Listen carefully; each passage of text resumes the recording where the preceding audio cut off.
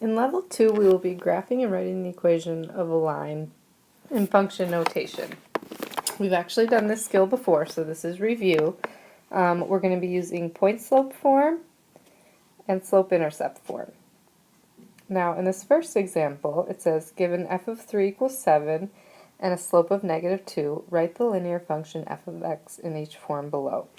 Remember that f of 3 equals 7 is the same as the point 3 comma 7. 3 is your x, 7 is your y. And we have a slope of negative 2, or m equals negative 2. To use point-slope form, we just need one point and the slope. And so the point is the x1, y1, and we use the point-slope formula up above.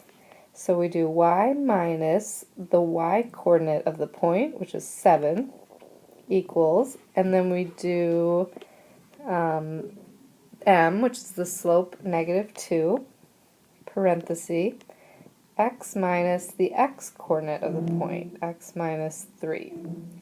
And that's point-slope form. To change that to slope-intercept form, we would distribute the negative 2 on the right side, so we'd get y minus 7 equals negative 2x plus 6. And then to get y by itself, we would add 7 to both sides. So slope-intercept form would be y equals negative 2x plus 13. But we do want to get used to writing these in function notation too. To write the same equation in function notation, instead of y, you would say f of x equals negative 2x plus 13. And that would be slope-intercept form. In this next example, we're going to change the point f of 4 equals 7. It just doesn't come out nice, so we're going to change it to f of 2 equals 8. So in this example, we have 2 points. The points 1, 5, and 2, 8. And if we wanted to graph them, it could be as simple as just plotting the 2 points and drawing a straight line between them. So let's plot those 2 points. Over 1 up 5, and over 2 up 8. And we could just draw a straight line between them, but to get some more accurate points, we should probably find the slope. And we could find the slope using the slope formula, or we could just use rise over run on the graph. If I go from one point to the next and make a little triangle right here, my rise would be 3, my run is 1.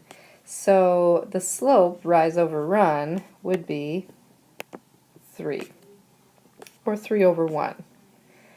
And so if I followed this slope and went over 1 up 3 again, I would get a point that's off the graph, so that's not a real good point to draw. Since it didn't land on the graph, but I can go backwards and go down 3, left 1, and get another point. And that actually gave me my y-intercept. Down 3, left 1 again, down 3, left 1 again, and now we have a few points on the graph, and we can connect them to draw a straight line. It's also good practice to remind ourselves how to write the equation from a graph. So we can write the equation in y equals mx plus b, or slope-intercept form, pretty easily from a graph. We do the slope for m, which was 3, and that goes in front of x, plus the y-intercept, which in this case is 2, this point right here. And that would be the equation of this line. We could also say f of x equals 3x plus 2 if we wanted to write it in function notation.